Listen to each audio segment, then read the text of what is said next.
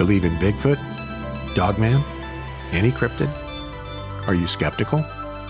Curious about the supernatural, conspiracy theories, the unknown? Then come join us as we explore facts, tall tales, and encounters on Creatures and Curiosities.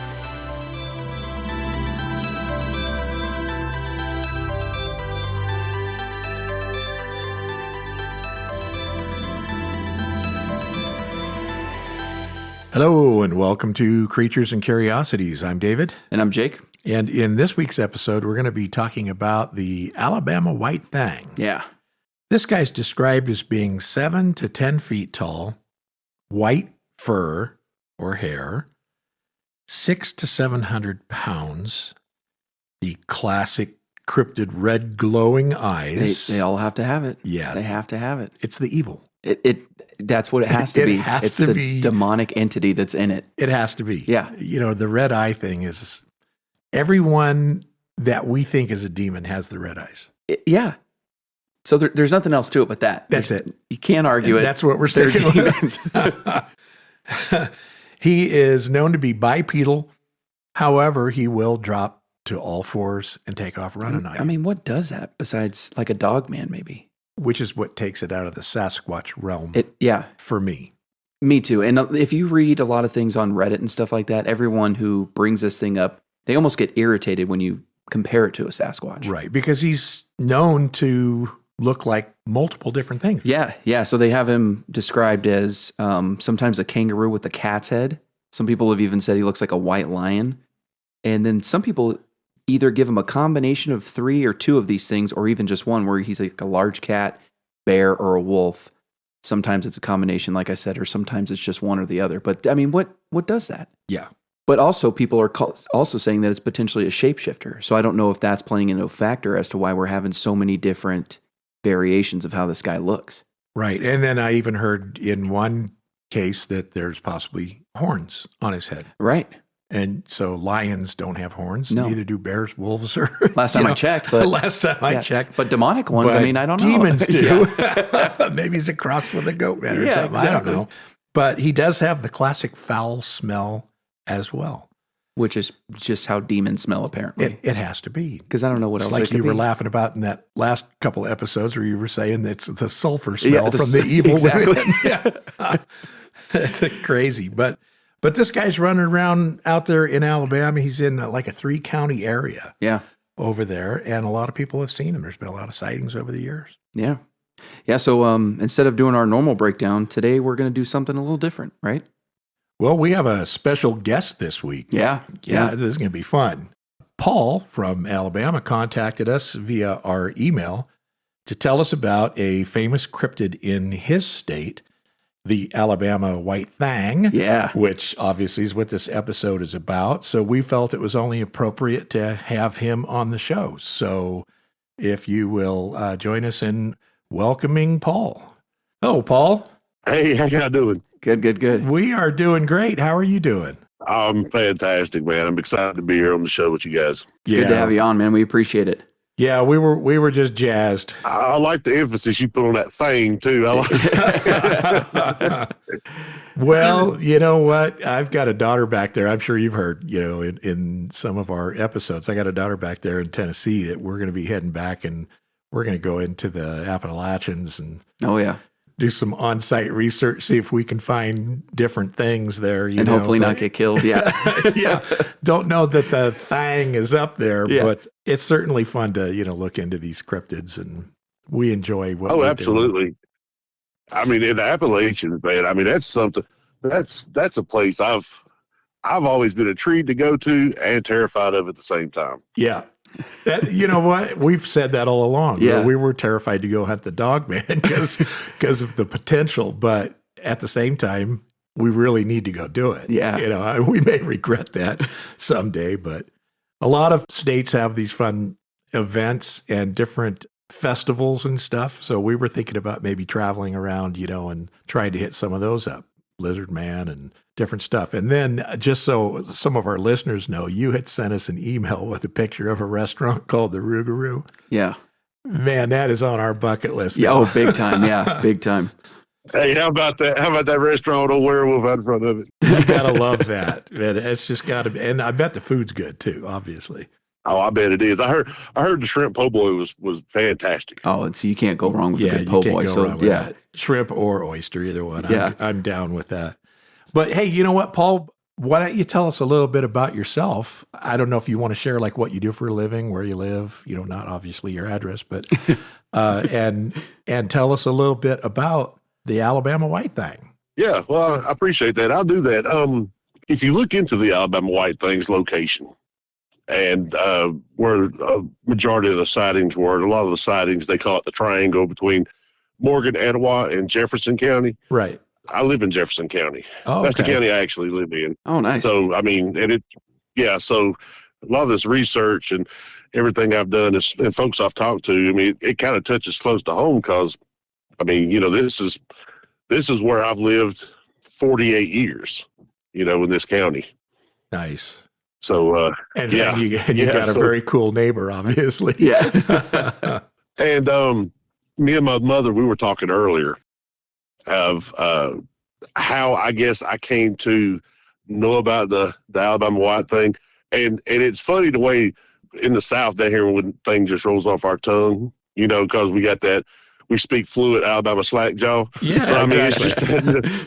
it's that thing, from being from the South. A little I bit of a love that. I just drawl, think sure. he could have had a better name, but I mean, the way the way I came to be familiar with the Alabama White Thing is my mother's grandfather, my great grandfather, is a Creek Indian, and we they called him Red and everything else. And I mean, I know it's probably offensive now, but it was literally, a nickname he had. And I've always been kind of tell a little bit about my self-history. Cryptids and the unknown mysteries I've always been fascinated with as a small child. Always. I blame it on them books when I was a kid. The library we'd check out that always had the Patterson Gimlin film on the front of it from Bigfoot walking. Oh yeah. Loved it. Watched that so always many remember- times. Man, I remember watching that and the shows, In Search of and things like that.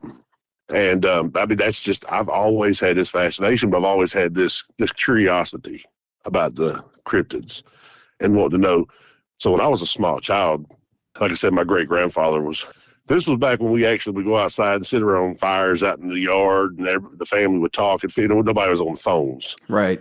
back then. And he would tell stories and there was a place that where I live in the part of the county, and we kind of preface this too also, was old mining towns. And there's mine shafts just all over the place. And most of these people worked in the mines with, or Tennessee coal and iron and stuff like that. They worked with these places. And it had, commissaries on site. There was just a town where you went and did all your trading and your shopping and everything in the community. Right. So Granddaddy is what we called him. This old decommissioned railroad bed. He would tell us a story. He's like, if you go up that hill over there and you take a left and you walk half a mile, there's this big boulder, and this old creature would jump up there, and a white monster, white beast. But he always said he had little horns coming out of the side of his head.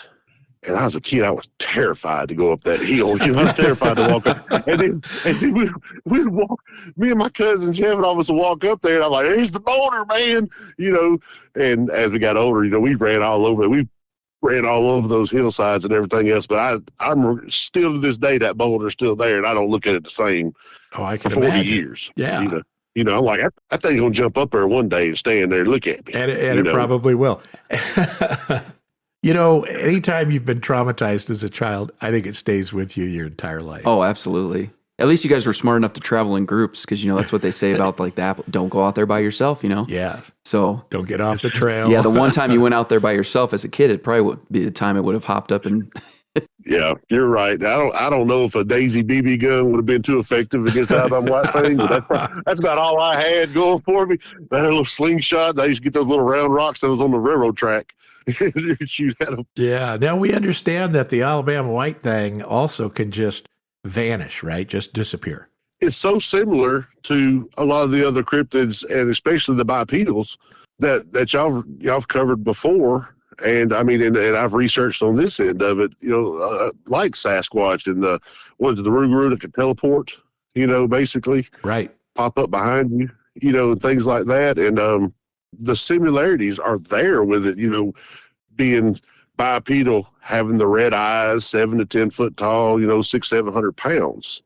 And one thing that always kind of struck me with talking to hunters, and I'm a hunter too as well. I mean, I've spent decades on the water of the waterways of Alabama, and plenty of time in the woods hunting, sitting in tree stands and so forth. And I hear things, and I'm kind of familiar with the sounds of other animals, coyotes and things like that. Well, one of the significant, I guess, attributes that the white thing is its vocalizations. Right. How vocal that animal is. I mean, there's so many people that record these sounds, and I'm like, I couldn't tell you what that is. It's a mix between like wolf howling and a woman screaming at the same time, if that makes sense. Oh, yeah. And, I'm glad you mentioned that, Paul, because we always try to express that to people because we know not everybody hunts and not everybody spends time in the backwoods. So, but when you're out there, in the woods or the forest a lot and you're a hunter, you know what certain animals sound like. You know what bears sound like. You know what coyotes sound like, wolves, etc. Yeah. So these cryptids, that the way they get explained is they don't sound like your typical animals. And I've read somewhere, and correct me if I'm wrong, about the Alabama White Thang, that sometimes it'll sound like a baby crying or a woman as well. I have an interesting story that I'll get to in a little bit about that. All right. I want y'all's opinion on this too, but I want to do a little more on the white thing, because there's an interesting point that during my research on the white thing, dating back to just about before the 1940s, and I don't know if y'all found this out there, but it was always seen around cemeteries, graveyards, and following funeral processions. Uh-huh. And I thought that falls right in line. That falls right in line with a lot of cryptids. And that brings me back to what I was thinking with what I was listening to today with the dog man. There's no the mention of the town guitar or whatever, but in the 1940s, a man came face to face with one in Enon Graveyard in Winston County, and I'm assuming this guy was probably something like a grave digger, because the city kind of fell asleep and was leaning up against a tree and woke up, and the thing was face to face to him. Wow. And was kind of sniffing on him, but it wasn't aggressive. He said he didn't feel threatened by it.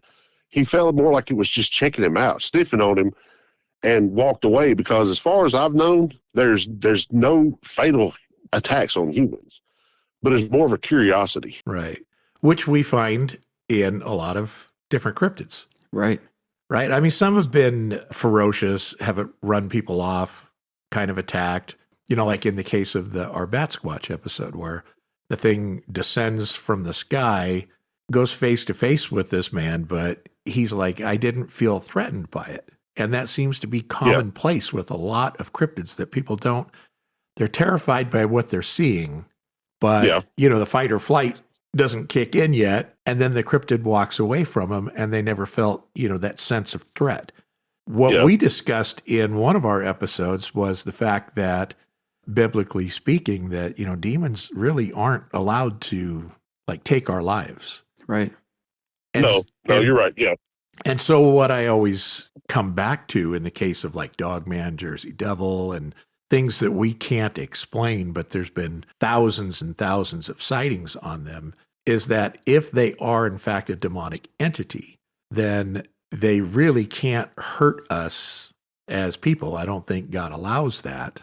Mm-hmm. And it kind of drives the point home to me that they might literally be that. Because if I'm just trying to picture a big old werewolf out in a cemetery, right? And you walk up on it, just like in the movies. If it was an animal, it's either going to run from you or it's going to attack you. Right. But to sit there and talk to you or try and intimidate you or look at you and yell Gadara or, whatever it's doing, scratch the ground and walk away, to me, that's not the typical behavior of a wild beast, which is why we always head in the direction of this thing's a demon.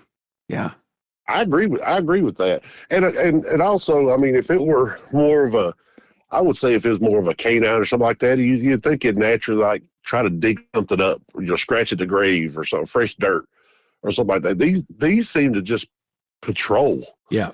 Or I mean, I don't know if they're guarding it or if it may have been a homestead for them at one time, and now it's turned into a graveyard. I don't know.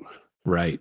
A lot of our cases, there's been like satanic cult activity in the areas where these things have, which is just too coincidental, cropped up, and that is too coincidental. Right. We've done at least 2 podcasts where satanic cults have been in the community where that particular creature's been seen. And you just got to wonder if these people are summoning something up, and then it gets here, and for whatever reason, it stays here over time. Yeah. Well, I wouldn't. I mean, I think when you're dealing with the occult and you're dealing with, I mean, Satanism in general, I mean, sometimes you get more than you bid for. I think a lot of people literally, it's like playing with Ouija boards. People think it's cute, right? You know, until there's supernatural behavior around you, and occurrences, and everybody wants to call an exorcist in. But you open that door, you allowed that to happen. Now, I mean, right. You want to talk to your grandmother, find out where the will is, but you got something else. Yeah, totally agree with you. But it was strange to me, though, gentlemen, that this particular cryptid that it's not a whole lot known about has so many similarities, especially with the cemetery situation, to other ones that I've covered. To me, it's just that can't be a coincidence that we know of maybe 4 that have been spotted in graveyards at this point. Right. I don't believe it's coincidental either. Yeah, there's no way. There's something to that. What it is, I can't 100% say, but I certainly have my belief, of what's going on there.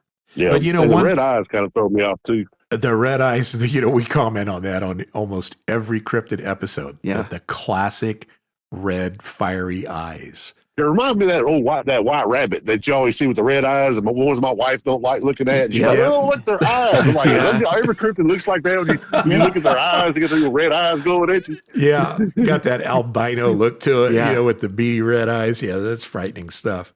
We got to ask, have you ever seen the White Thang, or do you know of anybody that has actually seen it? I don't know of anybody that's physically had any contact with it. I have talked to people, fishermen, that have seen things maybe on a bank, night fishing, something like that. Like I said, I've got on some of these forums and conversed back and forth and had dialogue with people that has heard those vocalizations and have sent me some samples of those vocalizations that are terrifying to hear that on your back porch at night. Oh yeah, I've experienced it. Our very first episode was about Bigfoot. I've literally had a Bigfoot on my property. I don't know if you heard our very first episode. I listened to it today. Yeah, okay, awesome. Yeah, and I have tried to. People just write you off as a nut, but I heard those vocalizations. My daughter heard those vocalizations. I had the footprints in my yard. I got the dead deer. There was so mumuch evidence to suggest that I had a Bigfoot, or Sasquatch, whatever you want to call him, on my property. But when you tell people, they roll their eyes and say, and they laugh, and it's like, what do you think it was? What do you think it was? And then they're always coming up with, well, it was obviously just, somebody walking across your yard. Well, not where I live. Yeah. There's nobody walking across my yard, and they didn't kill 3 deer and eat them in the back, and there was just so many things. If I recall correctly, you're saying that the leg bones were snapped in half. Yes, exactly. And there's I can't think of anything that would have the shoulder and forehand strength that I've seen biologically in the woods that has that capability. Yeah. Other than something that has arms like us, like a human. Right. The only animal that I can think of that would do it is something in the primate category. Yeah. Get a big silverback or something, he can snap some bones. And you could tell when a predator has been picking at an animal. It looks totally different than what you had. There's a difference in snapping bones in half and something chewing on something. Right. It's just 2 different things. Plus throwing them back into the carcass pile. Right. If you got a mountain lion out there that's holding it down with his paw and pulling up with his mouth, he can snap bones. I understand that. But then they eat it and leave it. They're not going to pick it up and put it back in the bones. Yeah, no. This was very human-esque. It was like It's like us going to Buffalo Wild Wing and eating a bunch of chicken wings, and then you don't just throw them on the floor. Scavengers are also, they're not neat when they eat. Exactly. I mean, there's stuff spread everywhere. Right. Exactly. But you asked me about an encounter with the Alabama White Thang. Yeah. And my mother, me, my wife, and my mom live in the house here. And my mother, she's 70 years old. And we had a situation here that kind of fits this story, but it also, to me, leans more towards a direction of something else. And I'm going to get into this story, explain it to you. Me and my mother was on the back porch one night. We was hanging some of those, little camper lights out on the back porch to have some, lighting, and then we sit out there, drink coffee in the evening or whatever. Right. And we heard something snort very loudly a couple times, like a huge hog or something snorted, and took about 3 steps and had cleared our property, and it's probably 100 feet gone. Hit the tree, gone. I mean, but I said, look, I've hunted long enough, and I know deer, like, they scare you off. You can hear their foot, when opossums got little legs and raccoons. This thing made like 3 leaps and had cleared my yard back there. I didn't see anything. I heard hitting through the trees, and leaves rattling. But a couple weeks after that, me and my daughter and my wife had been fishing. My daughter fell on some rocks that had, moss on them, and she cut her shin. I had to take her to the hospital to get some stitches. Came back that night. My mother standing on the front porch, white as a ghost, terrified. And I said, Mom, what's wrong? She said, listen. And off in the distance behind our house, you heard a woman screaming and hollering like she was absolutely getting murdered. Oh, and wow. I called 911. The police showed up. They stood there. I was like, are y'all going to go check on that? They were like, no. We got in our car and we rode to like where the road goes back to those mine shafts and everything else behind an old school. We sat there listening for, maybe a 4-wheeler to come out or a UTV or something, seeing if somebody just got killed. Yeah. That we could at least identify, they rode off on a, Kawasaki Razor or whatever or something. Never saw anything. And I know for about 2 or 3 weeks when we'd come home from work, me and my mom, we'd look for buzzards circling. Wow. To see if we could locate, if there was an actual person out there. And there was nothing. So me and my wife got on my 4-wheeler one day and we rode for miles, and these are just trails back. This is a hunting club now. Behind my house is 1,000 Acres Hunting Club. And this was a logging company owned this property. They hadn't logged it in a long time, but it had roads cut through there, 4x4 trails and everything else. And we rode through that thing for a couple miles. And my wife slapped me on the shoulder. She said, let's go. So I turned around and started gunning it, getting out of there. And she said, something's like running towards us. And I was like, what is it? She said, I don't know. I can't really see it, but it's chasing us. And my wife's not one to joke. She's not one to play around with that stuff. Like, she's born and raised on a farm in Kentucky. I'm from the city. And so we got out of there. She was like, I'm never going back in those woods again. I was like, what'd you see? She said, I didn't see anything, but something was obviously chasing us. Yeah. She said, I felt the presence of something running beside us, pursuing us and closing in on us, but I couldn't see anything, and we were out there searching for, literally that body, whatever we heard. Sure.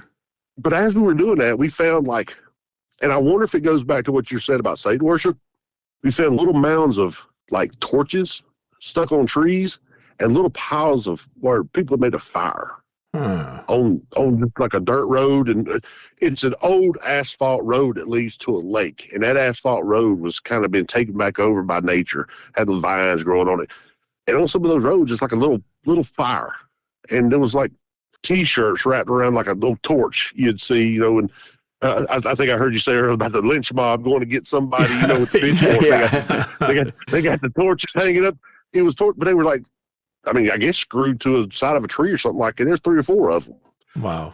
And I said, I'm not going back here anymore. I'm done with this place. Yeah. This is behind my house. This is literally directly behind my home. That's like Blair Witch Project kind of stuff going exactly. on. That's Yeah. weird. But it just goes to show you that we've talked about this before, that that's what you would do. If you hear someone screaming, Yeah. you would go looking, and I'm sure some sort of cryptid was out there of some kind. Yeah. And its plan was working. It was luring people them in. Yeah.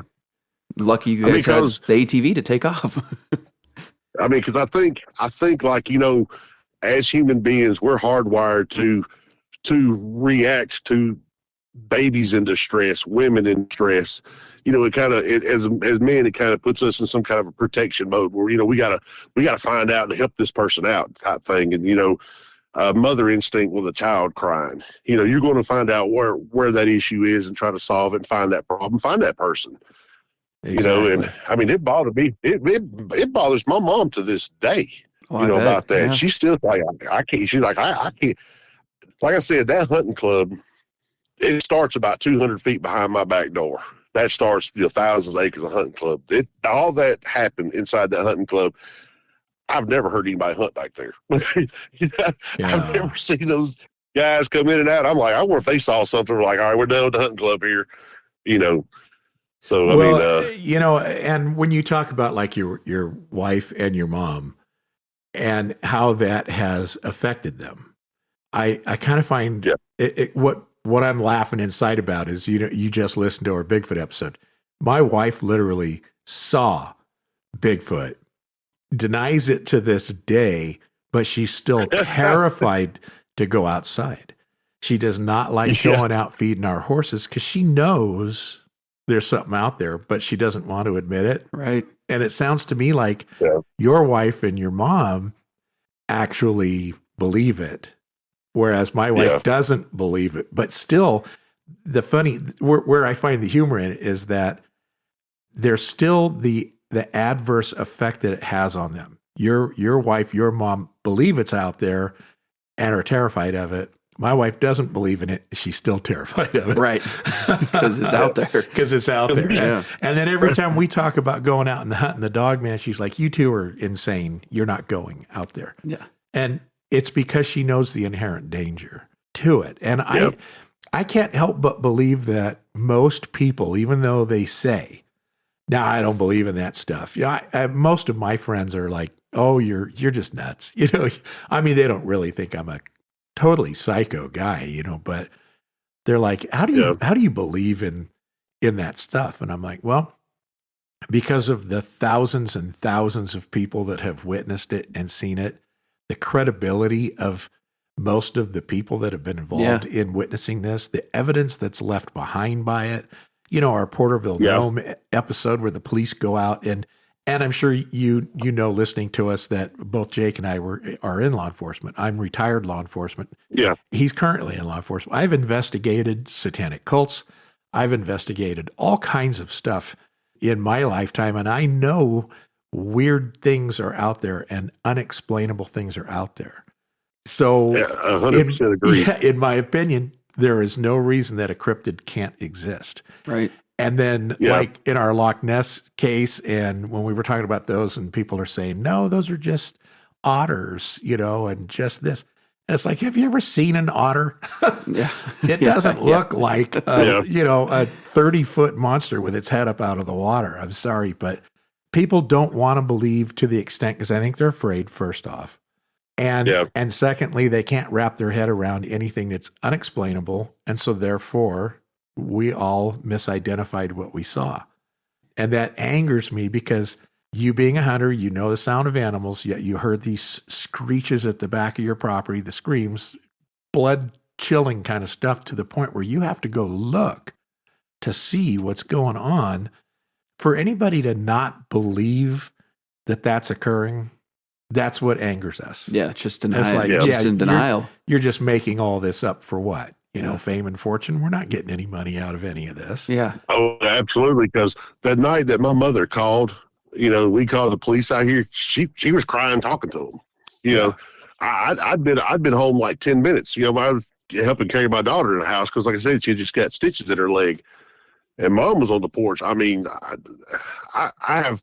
Now, are you guys? Let me ask you: are you guys kind of afraid to live there, or are you all past it now and you don't think about it? No, I mean, I'm aware of it. I mean, when I go, if I'm doing work behind the house and, cutting trees or anything else, I mean, I carry my 40 cal with me. There you go. You know, A man after my own heart. There you go. I got a good rack on the front of my 4-wheeler, man. I might have my Mossberg on the front of that thing. With, 1 inch slug, 1 ounce slugs on that thing. Something exactly. like that. Because I tell you one thing about it. I love cryptids. I mean, I do. But if I ever see one, I'm going to get that belly because I'm going to have to protect myself because I'm to the point where I don't. They are some of those that we've described are evil, and I don't want to try to stick my hand out like I'm trying to pet a German Shepherd and say you a good Rougarou? Yeah. You okay? Right. You gonna bite me? Something like that. I have that awareness that, I mean, first of all, anybody that hunts carries, obviously carries a weapon, but you always carry, usually a sidearm. Right. For that reason. Now, I don't hunt in Alabama for deer. I hunt at where my wife's family is from in Liberty, Kentucky, and my best friend lives up there. His name's Chad, and y'all have inspired us, by the way, on a side topic that we're going to start. Y'all like, we're going to go look for the dog man. We're going to go look for the goat man up here in Kentucky. Oh, I love it. I told him, I said, hey man, he owns a gun shop up there and everything else, and he sells Henrys. And I was like, we're going to get a couple of them 30-30s. And we're going to go down Pope Lick, look around. There you go. Stay off that trestle, though, man. I'm not going to get arrested on it, but I'll look around that thing. I was like, because now we want to find these Black Panthers that nobody can find. I sent y'all that message, and nobody can find these Black Panthers. They're popping up everywhere, and I'm like, but that's an example, like I said before, about we know something's there. Yeah, there's no doubt it's showing up. There's no doubt there's stuff out there that is totally unexplainable, whether it's demonic realm, whether it's unidentified animal. They're out there. Yeah. I don't care what anybody says. Yeah, it's just that they easy. are out there. We were going to ask you about when you were talking about, going out and hunting these different cryptids and whatnot. Well, actually, what I was going to say is, that in pretty much every episode, we're always talking about, well, we'd have our firearm, available. I just wonder, though, what you think, like, if it's a demonic thing, you're not going to be able to kill it, right? I guess I'll throw my Bible at it. There you go. So that's what we talked about, too. Yeah. When we hunt the dog man, we're going to have a Bible with us and a crucifix. I mean, I'm going to go to the Catholic Church and get some holy water. The power of Christ compels you. Yeah. Because when you're battling supernatural, I mean, honestly, we battle with, principalities, Yep. I mean, we fight things that we're probably not, we're not supposed to understand. Let me go back, take a step back, if y'all don't mind, for a second, to one of the sightings I told y'all. It was in the 1940s about the funeral procession. Well, it revealed itself to the pastor and parishioners, that saw it. And if there's anybody I'm probably going to believe that tells a story of what they saw, would probably be the pastor of the church. Yeah. And the leader or whatever you want to call. But you're looking at I wonder if that was an intimidation tactic. I'm watching you. Or I'm here, I'm present. If it's something demonic, like that, because it has been seen by more than one preacher in more than one funeral procession in more than one cemetery. And when it goes back to, y'all make the statement every episode again, somebody saw it. It's got to be true. Right. Yep. It only takes one. 1 out of 1,000. One out of 1,000. But I seriously doubt that you got this many preachers making this up when there's no internet. Right. Yeah. They're not networking. Hey man, well, I guess what I saw today. Oh, we'll put this in a forum. No, these are counties away. These are 50, 60 miles away different from right. From what they saw. That's a day's travel in the 1940s. I mean, Sure. And another thing that just came to mind is the Holy Ghost can bestow gifts upon mankind, right? Whether Exactly. it depends on your belief in the Bible and whatnot. A lot of people don't believe in charismatic stuff, but the gift of tongues, gift of knowledge, things of those nature. There is the discernment, right? Yeah, absolutely. Some people may receive a gift from the Holy Ghost with the ability to see demonic entities. I'm just wondering if these things are not visible to some, but are visible to, like you just said, pastors, maybe holy people that have a strong relationship with God. Maybe they're seeing something that the rest of us can't see or other people can't see. Yeah. There's just so many literal possibilities of why some people are seeing it. When we talked about the Mothman prophecies, whether it was good, whether it was evil, is it demonic? Does it bring death and destruction? Is it an angel warning us of impending doom? I totally believe in the spiritual world where there are angels and demons. Question is, what are we looking at here? Right. Yeah.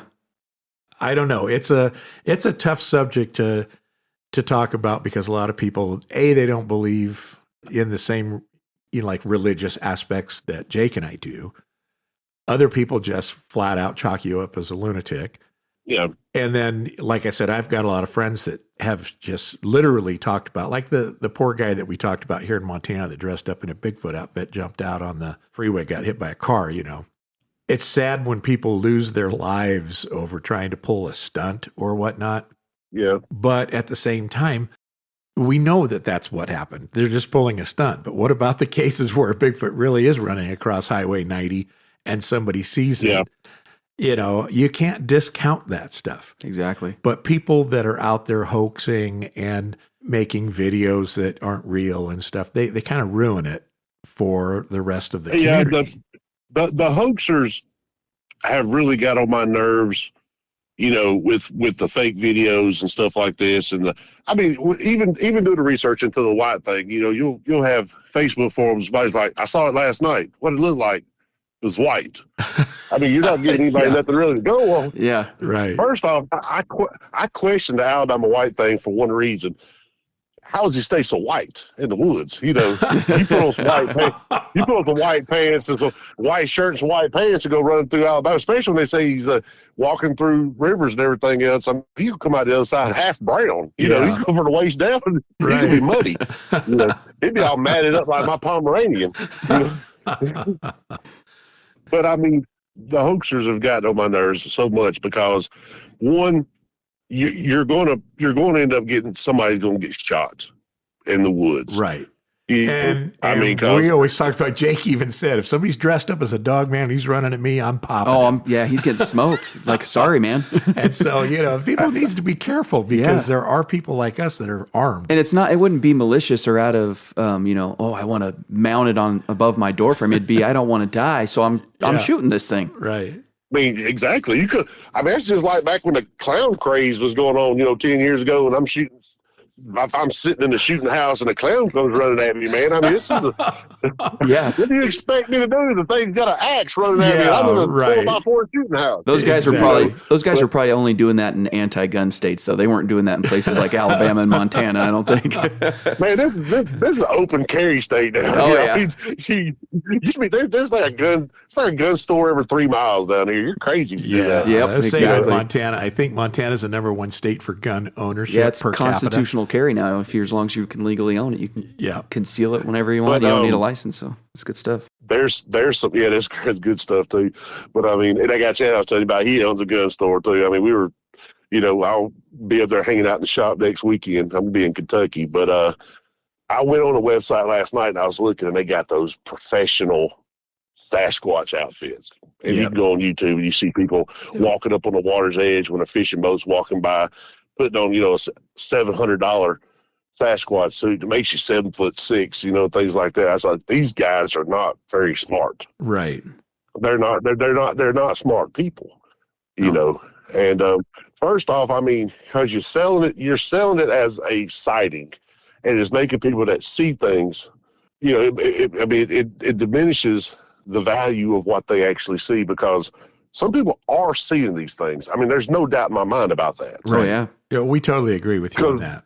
because one sighting down here of the White Thing was some guy put a bunch of goat skins together and he ran across the street. I think he might have got hit or close to getting hit in a guardrail. I was thinking, well, he wasn't very bright, because some people want to collect the bounty. Some people be glad to pull Sasquatch out of the woods. I got him. Oh, absolutely. There's no doubt in my DNA mind. stamp on him. Yeah, and that's like the Lizard Man episode.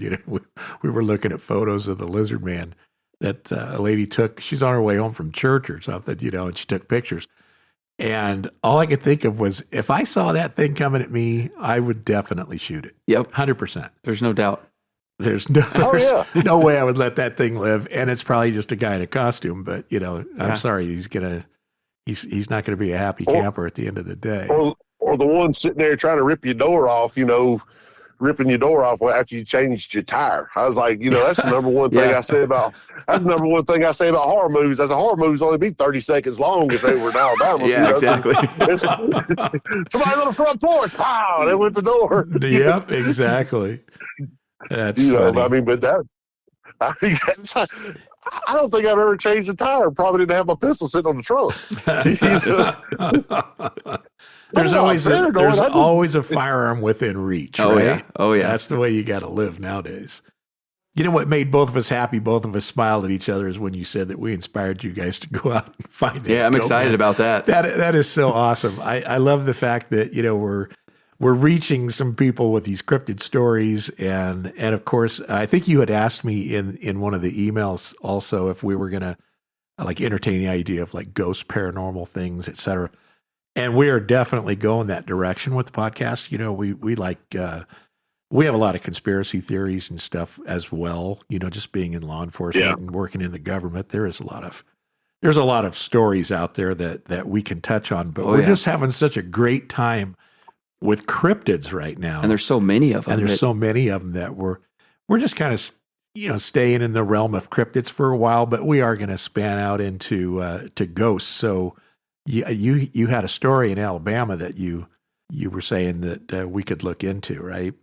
Relative to paranormal activity and of course the Appalachian Trail and all those things. I mean, there's a whole world to uncover when it comes to supernatural things and we're just having a great time doing it. But what we love the fact that we inspired you guys to go hunt one of these things. Yeah. So that's awesome. We're just tickled to death over that. Oh yeah, I mean, I sent him a whole list of the Kentucky cryptids. I said, well, we need to make a trip. We're going to start off with Pope. And he messaged me today. He was like, well, you're on that podcast now. I said, yeah. He said, I'm listening to Pope Lick right now, so I know y'all got some subscribers out of there. Perfect. Oh, that's great. But no, I mean, I did send you an email about paranormal things, and there's a bridge down the street from my house, and sometimes, especially going into October, getting close to Halloween, you'll have the paranormal investigators down there on the bridge, with their EMF meters trying to reach the spirit of the woman that committed suicide, hit by the car, and people that drowned, and everything else down there at that river. Oh, it was an old iron bridge. They dropped that bridge into the water. They came back and put a big concrete bridge down now. So it's not as gothic and eerie as it used to look. But I mean, there's, quarter mile from a cemetery, Village Falls. It's called Bayview Bridge. You could look up the ghost lore and everything on that. But I mean, people are always researching that thing. Yeah. I mean, I see them. I come over from work in October. I'm just throwing my hands up about, hey man, y'all doing it over there? Like Ghostbusters. On the side of the, like if I would, it says no fishing from the bridge. You get off the bridge. But I mean, this is a pretty paranormal. I think one reason why the community I live in is because it's coal mines and the river. And this was back before there was a lot of regulations and stuff. And I mean, there's mine collapses. There's people drowning in that river. There's people committed suicide off that bridge. Yeah. Hit by cars. And I think that's one reason why there's so much paranormal activity around there. And then I have my own ideas about demons and ghosts and everything else on that too. I don't think anything that strikes fear in your heart is from God, but right at the same time, like I said, I mean that's that's a whole different topic for a whole other day. To invite me back on if you want to. That's cool. I'd be glad to go over that with you. There you go. Well, we'll definitely look into the Bayview Bridge and yeah. some of the stories out of there, because we find that kind of stuff fascinating and we enjoy looking into it. Me too. And like I said, I'm a curious person. I mean, I'm not one that listens to a story and like, this guy's crazy. I'm like, well, there's something into it, and let's find out what it is. Let's figure out why you saw something white in the woods, why you spotted the white thing here, and so forth, so on. But I mean, in my opinion on the Alabama White Thang, because there's so many plants and there's so many automotive plants and Boeing making planes here, Hyundai, all that, I think that it actually is probably pushed up towards the state parks. Because I do notice, like, Gunnersville State Park, Wheeler Wildlife Refuge, and places like that are starting to be where people are starting to see more of the white thing. And that's going more north Alabama. And, northeast is where a lot of the spottings are. Well, those are the foothills of the Appalachians. Okay, yeah. So this thing is getting pushed out due to environmental growth. Yeah, that's kind of how I'm thinking. Some of the sightings and the patterns from almost 100 years ago to what people are seeing now, it's more of a northeastern instead of central Alabama. But like I said, when you start getting to places like Pell City and everything else, you're starting to get to the ends of the Appalachians. The Appalachians Trail comes down through out some Georgia. Right. And you're starting to get those foothills there. And I'm like, that thing's heading back home. He's going back to the Appalachians. Yep, probably where he came out of. Oh yeah, definitely.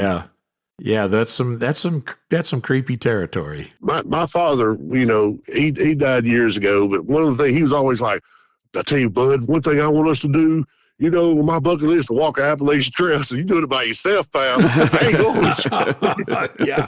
Don't listen to the whispers and stay on the trail. That's right. No, you didn't. No, you didn't. You didn't hear your name called. That's right. That's right. Yeah. I didn't see the white thing. I didn't see Sasquatch. I didn't see no bat flying. No, nothing. None of that. Just heading back to my car. Leave me alone. If I wanted to 17 states, I couldn't survive that anyway. He's like, oh man, they got these shelters. You got these logs. We'll carry canned goods. I'm like, there ain't no way, Dad. That's funny. People don't come back from those trips. That's right. Yeah. That's awesome. Yeah, it is. And like I said, but I mean, the white thing, it just seems generic to me compared to the other ones. I think it's something that I'm going to look a lot more into. I don't know if it's an albino Sasquatch. What's your opinion on what it is? What are you thinking that this thing could be? Well, most of the descriptions, you'll get the ones that I think, when I say generic, it's the gorilla, so forth. But if you start looking into more of the closer encounters, it looks like a lion. It has a feline face. Yeah, so I've seen a couple. Someone said kangaroo with the cat's head. I've seen a white lion, and then one of the other ones I saw was that it was a cross between a cat, a bear, and a wolf. You see what I'm saying? So I mean, I'm kind of wanting to get away from an albino Bigfoot because I've never heard of the Bigfoot run on all fours either. Exactly. Have you ever heard that one? No. So I'm wondering if this is something else, like not the Wampus cat, because it had the different arms and everything else. But this seems like something different.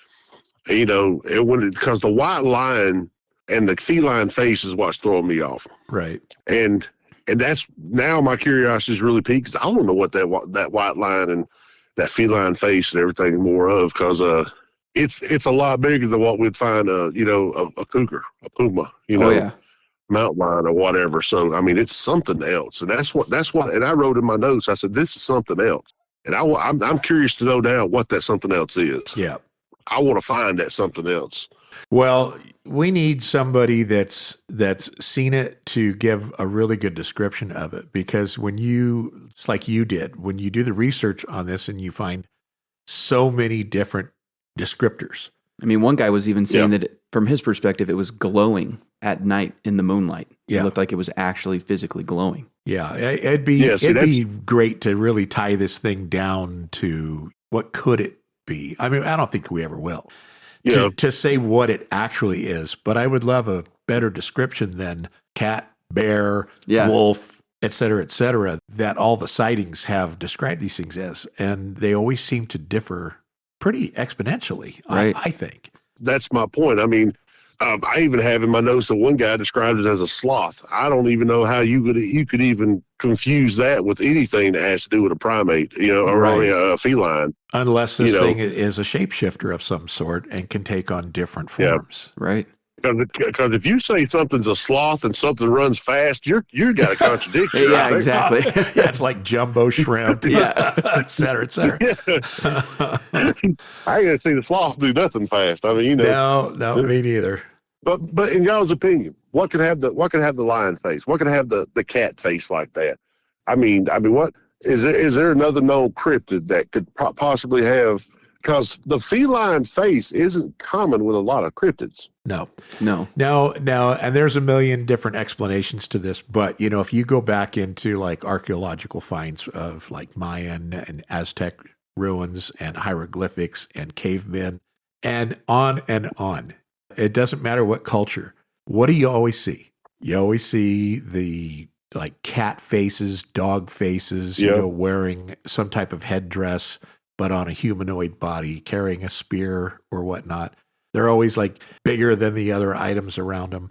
And all we think of is like Nephilims. Yep. Every time. We always come back to there was some form of something that was not human that walked this earth at one point. I just can't imagine every civilization that's ever charted like pictographs and whatnot of things in their area.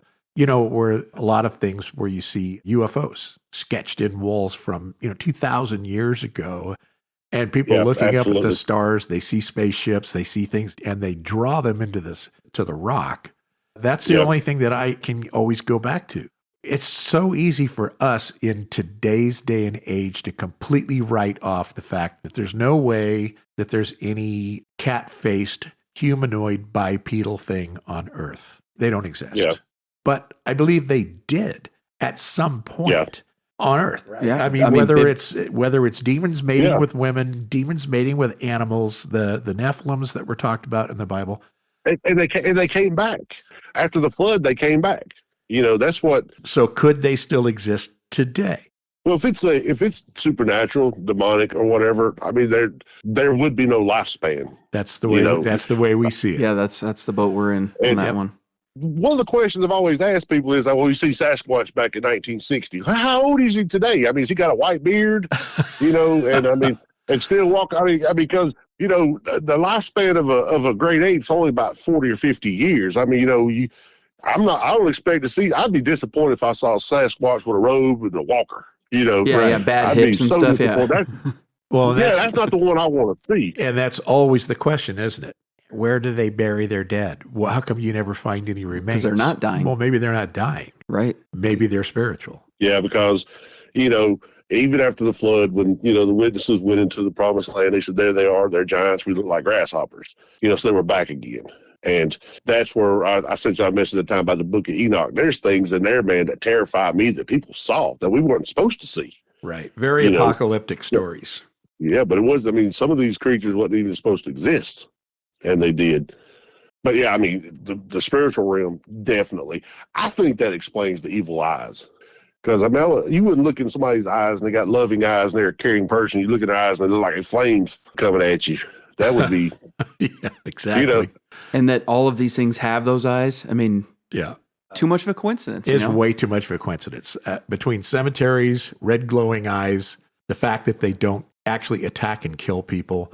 That they call out to you and lure you in with sounds of humans in distress. Yeah, and they like invade your dreams and torture you and create issues and I mean, like you said with your mom, she's still bothered by it after all this time. Yeah, just goes to show you that it sticks with you, and they're still, lack of a better term, torturing her to this day with those sounds. Yeah, I don't know if my mother's been behind. I don't think she's gone in the woods behind the house since then. I'm almost positive she hasn't ventured past the backyard. Yeah. Well, it can stay with you forever. Yeah.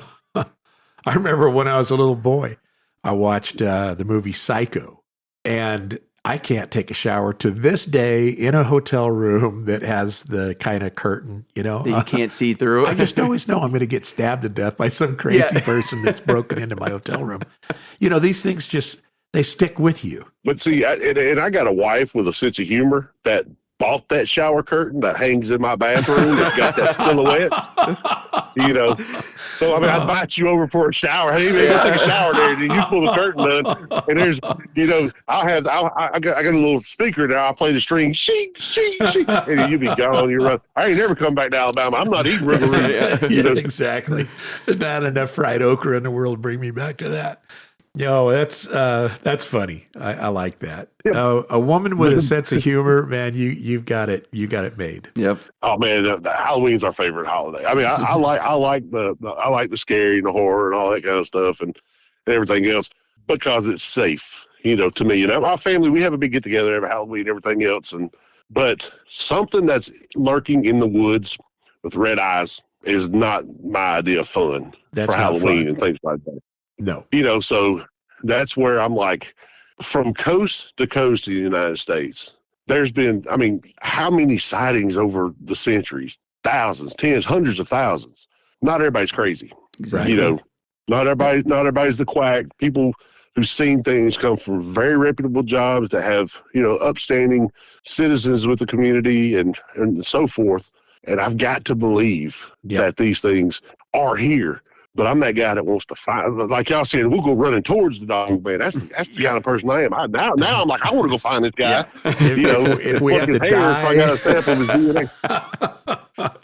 if we have to die in the name of finding one, we will. Exactly. Yeah, that's the bottom line. I'm telling you, man. I've been listening to y'all's podcast twice through now, and I'm messaging my friends. And it's like I keep referring to my buddy up there, Chad. He's my best friend in Kentucky. I'm like, hey man, would you rather be a werewolf? Would you let a werewolf fight you, man? We could be superheroes.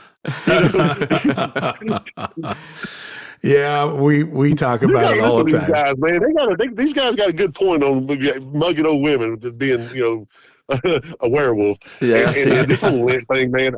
I should have been a Rougarou like 6 times, 7 times over. I'm right there with you. Yeah. I'm jacking it up every year, man. I'm gonna quit smoking. That's the lie. You know, I mean, I'm gonna stop drinking caffeine. I got Dr. Pepper later on that evening. You know, that's funny. Yeah, we enjoy it, and we have such a great time talking about it. You know, we go out fishing and stuff. That's all we can talk about anymore. What cryptid are we doing next? And we're just having such a ball with, you know, finding out about all this stuff, and then getting to talk to guys like you. Yep. That's the plus in this. Instead of just us sitting in a studio, is getting to talk to people that are actually listening to it and getting their take on stuff. And man, I just can't tell you how much we appreciate you reaching out to us and letting us know about your cryptid there in Alabama. We were so excited to get that. So yeah, I mean, like I said, I mean, I was not kidding when I said the inspiration's there on getting me out of the house to find these things. Awesome. You know, we love it. I'm like drawing maps out now and getting a map of Alabama and pulling up the counties. Like, man, there's 12 sightings here. And I'm like, okay, because this Enon cemetery that they saw them in, I'm visiting. It's 46 miles from my house. I'm visiting the cemetery. Yeah, you got to do it. I'll sit out there one day. And you know, the one thing that we've always said is the person that does actually find evidence of a real cryptid is going to be a millionaire.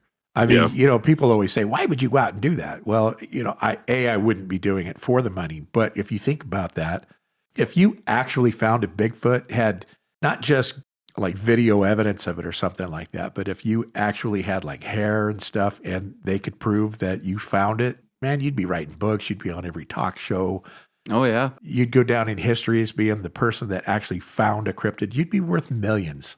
And why not, right? Go out, and if you find evidence, that'd be great. But what Jake and I always talk about is, you know, you'd get that grainy footage and everybody just call you a hoaxer. Yep. You know? Yeah, exactly. Yeah.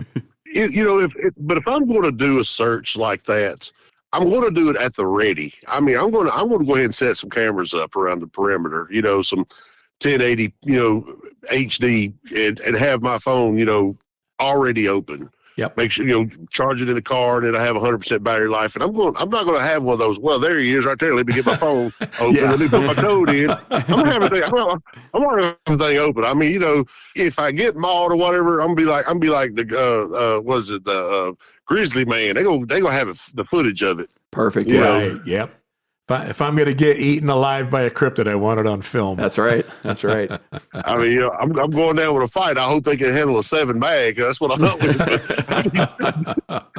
It's my last line of defense, man. That's right. I know y'all got to go, but there was one report here where something was shot by the military, years ago, and there was DNA sample of hair and blood at a army base somewhere in Alabama, and I've never heard another word about it. Yeah, that should be like world breaking news right there. Yeah, they conceal this stuff. I mean, we talked about this a long time ago in one of our first episodes. I think it might have even been the Bigfoot episode. There were army manuals in the 60s that told you where to stay out of in the state of Washington if you were deployed there because of Bigfoot and how to avoid them. Now, if our government actually published material for soldiers to avoid Bigfoots in certain regions like the Cascade Mountains and whatnot, they know they're there. They're not going to put the time and money into doing all that if they didn't think it was real. Well, yeah, why would they print all these things? They're not going to make it for fun. So that's true, but I believe we know a lot more about things. Our government knows more about things than they're willing to say. And we have discussed that there's been multiple hair samples, multiple blood samples, and they come back undefined. And they just leave it at that. We don't know what it is, so it must just be like a wolf hybrid or something, Well, if you don't know what it is, you know that they have control samples of every living species. Absolutely. That would probably be a little more under the conspiracy side of things when y'all get to it, because I 100% agree with that, especially if you read the Missing 411. If you go into that kind of research, because apparently the Smoky Mountains eat up with them with that kind of situation. Yeah. But with Bigfoot type character. Right. But it wasn't necessarily a white thing. It was more of a defined as a Bigfoot here. But yeah, it was shot. And I was like, man, I've harvested enough deer to know you leave DNA all over the side of a tree, all over the ground. So there are those things, like you said, there's control samples. There's got to be an explanation. And that's the missing link I want to link to. Yep. Exactly. Yeah, we do too. Totally agree. And maybe someday we'll uncover it. Maybe we won't, but I believe they're out there. I believe that a lot of people know that they're out there, and people that are in the know are covering it up. So whether it's to avoid mass hysteria, mass panic, whether it's just because it's something that I don't know. I don't even have an explanation as to why they would want to cover it up. Yeah. Unless they created it and it's loose. But see, I don't buy that. I'm not into the government created dog man and it's out there now running amok. I believe that it's something of a satanic nature, and why the government would need to cover that up is beyond me, unless it's just a straight up, well, obviously if we can expose the fact that demons exist, then that must mean God exists, and they don't want that. And they don't want that either. And I'm not saying that our government is necessarily anti-God, but it's been kind of the way the world has gone, right? Separation of church and state, and they want to remove in God we trust from money. They want it out of. Yeah, absolutely. And so you can see that the movement, especially the left movement, is to get rid of God. And so if you proved that Dogman was a demon, then clearly God exists. And so I could see why they would want to cover that up. But that's just a thought. Clearly, I have no evidence of that. I agree with you. I agree with you. I think I'm 100% on the boat with y'all with the demons. I 100%. I think I emailed you that. I've said it a time or two, but I agree with that totally, because there's nothing that's a description that the mean looking eyes and the mean looking animals to me are enough to make me believe that when they're on sacred land, and cemeteries are that way. Especially in the South, you tread respectfully in cemetery grounds. You don't walk across people's graves. You walk around the end of the feet of it, things like that. And if you got something sitting in the middle of the cemetery, and in my opinion, that's almost blasphemy, trying to say, you remember this, Jesus? You know what you're saying about the dog man. Right. It's kind of like, we're still here. Yep. You know, because I don't think demons return until judgment, anyways. But I mean, it's kind of like if you're a Christian, you know, if you're a non-Christian, the devil's not going to influence you because there's no need to. He's already got you. That's correct. That's right. So I mean, that's one of the reasons why I wonder if these things appear to folk who are believers. I mean, I would be absolutely terrified if I saw Gadara sitting on the tombstone over there talking to me. You know? Yeah. Yeah, no kidding. I mean, as much as I'm like, oh, I'd love to be a dog man and so forth. So no, man. I mean, I would be so. I'm not fast. I'm a slow guy with bad knees, but I would look like Usain Bolt. You know, Yeah, going the exactly. opposite direction. They'd clock me and say, man, this guy needs to be on a track. I mean, because I'd be out of there, you know. But the same thing with the White Thing in the cemeteries, around churches, following funeral processions, you know, so forth and so on with these right here. Definitely something to it. I wonder if there's almost a desecration involved, you know, by the presence being there. Very, very possible. It could be, yeah, definitely. You know, but Evil works in mysterious ways as well. You know, I mean, we've always said that God works in mysterious ways, but so does evil. Yeah, And it's going to do whatever it can to get you. anything they can to lie, to deceive you. To make you, even if it's a second guess, it's starting to get you. So, yeah, they're out there. They're out there in force. And we just got to try and keep our eyes open, see if we can find one. Yeah. so you guys start doing this podcast, and well, okay, I'm gonna let y'all go. I know you guys gotta go. I was gonna say how paranoid you are now doing these podcasts out there fishing, looking over your shoulders. Oh yeah, that's right. Always have a firearm with us, though. That's right. Just in case. You never know. Well, yeah, That's we try and funny. keep our episodes to, you know, an hour and 10 minutes or so. So we're about there. So is there anything else that you'd like to say, or you got a shout out to any friend, or you want to say hello to anybody while you're out there on the air? Or Well, I mean, I know my wife's gonna listen. My wife's listening in. She's sitting in another room, but I mean, I'm going to encourage as many people as I can to check out y'all's show because I mean, y'all really do have a fantastic product. This is a great show. that's awesome. Thanks, And Paul. We appreciate that, we man. We really do appreciate that. And I mean, and it really is. I mean, the cryptids, like I said, it's ignored. I think now. I think it's just kind of the hoaxers have just about put it to sleep. Yep. As far as it goes, for nobody believes anything anymore, and I appreciate y'all for being people that still believe in these things because it's out there and somebody's got to prove it. And there's got to be people believing this. I agree. I think people should open their eyes.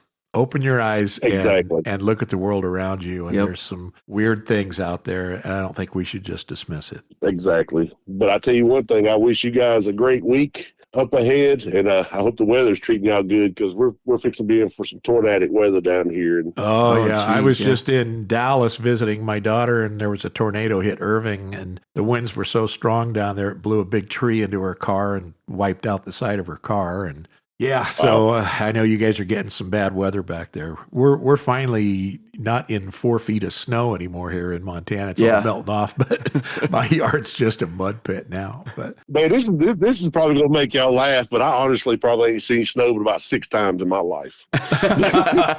yeah, we live in it 6 months out of the year, Yeah. so we're pretty used to it. A 1/4 inch of snow, man. This state shuts down, buddy. We ain't going nowhere for a week. That's perfect. Yeah, but you have leprechauns, so that's what you're one up on us. Yeah, so you got us there. Now, did you say your friend's right. name was Chad? Yeah, Chad. Yeah, that's the one we So I me just and want Chad's to gonna hunt. say hello to, throw a shout out there to Chad. Yeah. Hope you have a great time. And when Paul gets up there, man, you guys go find that goat, man. But don't follow the screams, guys. Yeah, don't follow the cries. Don't fall for it. Don't get lured in. But if you find something, you see my number there, Paul. Call us and let us know if you find anything on your excursion. We'll get you back on. I know you'll be armed to the teeth, but have a pocket Bible with you too, just in case. Never know. I take one out of the hotel every time I go. Thanks to the gear. There you go. All right. Well, we're gonna wrap up, Paul. So hey, it was great talking to you. We really appreciate you listening big time. to the podcast. We really appreciate you calling in. And thanks for having me on. Yeah, we had a great time with you. So best of luck to you. Love to the wife. Love to the mom. Tell them not to be scared that white thing ain't gonna hurt them. Yeah. You have a great night. You too. Thanks, guys. Thanks, Paul. All righty. Bye-bye. What a great guy. Yeah, man. What a good conversation. Oh, that was a lot of fun. And you know what? I wish him and Chad the best. Yeah. And if they go out and hunt that goat man and they find him, they're worth millions. Yeah. And, I don't want any money from the guys. All I want is a text message. Oh, hey, exactly. we got this, we got that. And, if they do find something, we're calling them back up and getting them on the show. We have to. I think they need to be on the show. Yeah. I think even after they go out and do their excursion hunting the goat man, we have them on. We probably need to hear about what they did. Yeah, just a little breakdown. Yeah. Even if it was just two guys hanging out. If they do find them and they make millions, I don't expect money either, but I would like to be able to meet them at the Rougarou restaurant and have a shrimp po' boy. Yeah, exactly. I really appreciated him reaching out to us. We always say in our outro, if you have a story or something, send us a message. We'll have you on. And if you don't want to be on like Paul was, just let us know that and we could just share the story. Yeah.